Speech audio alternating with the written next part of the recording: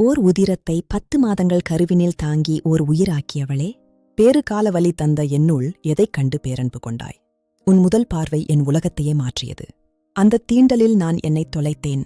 என் சிறு அசைவினைக் கண்டு என் தேவைகளை பூர்த்தி செய்தவளே, என் மழலை மொழிக்கும் அர்த்தம் கொடுத்தவளே, உன் உதிரத்தில் என் பசியாற்றினாய். உலகமே உறங்கும் வேளையிலும் உனக்காக விழித்திருந்தேன். என்னை நிம்மதியாய் உறங்க வைக்க எத்தனை இரவுகள் நீ உறங்கவில்லை என்று தெரியவில்லை. உன் தாலாட்டில்தான் என் இரவு நிலவை கண்டது.